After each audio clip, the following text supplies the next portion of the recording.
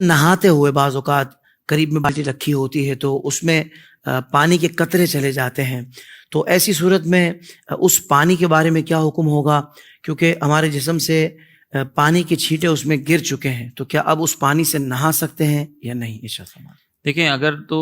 غسل فرض ہے کسی پر اور پھر وہ فرض غسل نہ رہا ہے تو جو پانی جسم سے چھینٹے جو گر رہے ہیں نا، وہ مائع مستعمل کہلاتا ہے، صحیح، جسم سے جیسے ہی جدا ہوگا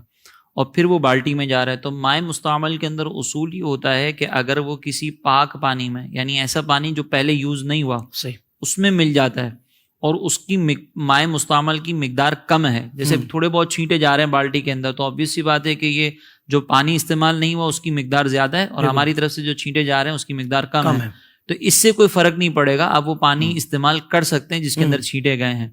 اور اگر بالفرض کوئی ایسا زیادہ ہو جاتا ہے نا، اگر مثال کے طور پر ایک بالٹی رکھی ہوئی ہو اور اس میں پانی بہت زیادہ چلا گیا مائع مستعمل، اور یہ عمومی طور پر ہوتا نہیں ہے، تب وہاں پہ پرابلم ہے۔ اچھا، اور یہ بھی اس صورت کے اندر یہ تفصیل ہے کہ جب غسل فرض ہو اس کو اور اس کا حکم ہے، اور اگر کوئی مستحب غسل کر رہا ہے ثواب کی نیت سے تو اس کے لیے بھی یہ حکم ہے کہ وہ اس کا پانی جو اس کے جسم سے جو پانی جدا ہوگا وہ مستعمل ہو جائے گا، جیسے جمعہ کی سنت کی نیت سے کوئی کر رہا ہے۔ لیکن اگر کوئی ایسے ٹھنڈک کے لیے نہ آ رہا ہے، کوئی نیت نہیں ہے، ثواب کی نیت بھی نہیں ہے، کوئی فرض غسل بھی نہیں ہے، اور وہ پانی اگر جا رہا ہے تو اس میں تو پھر کوئی بھی حرج نہیں ہے، بالکل بلا کراہت اس سے نہا سکتے ہیں۔ لیکن کوشش یہ کرنی چاہیے کہ جتنا دور رکھ سکیں اس بالٹی کو اتنا دور رکھیں تاکہ پانی نہ جائے، احتیاط کے ساتھ استعمال کریں، لیکن اگر چلا گیا تو اس پانی کو ضائع نہ کریں، اس کو استعمال کر سکتے ہیں۔ ٹھیک ہے،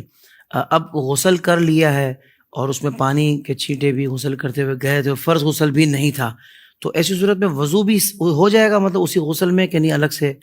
دیکھیں، اگر مثال کے طور پر کسی نے پانی اپنے جسم پر ڈال لیا اور وضو کی علیحدہ سے نیت نہیں بھی کی تھی تو اس کو وضو کا ثواب نہیں ملے گا، لیکن وضو ادا ہو جائے گا۔ ہمارے یہاں پہ بعض اوقات یہ بھی ہوتا ہے کہ غسل کرنے کے بعد پھر علیحدہ سے وضو کرتے ہیں، تو اس کی ضرورت نہیں ہے، کیونکہ جب آپ غسل کر رہے ہیں تو وہ اعضاء خود بخود دھل رہے ہیں جو وضو میں دھوئے جاتے ہیں۔ صحیح، تو یہ فرض وضو کا نیت ہو تو ثواب ملے گا، نیت ہو تو ثواب ملے گا ورنہ ثواب نہیں ملے گا۔ بہت اچھے، ماشاء اللہ، جزاک اللہ خیر۔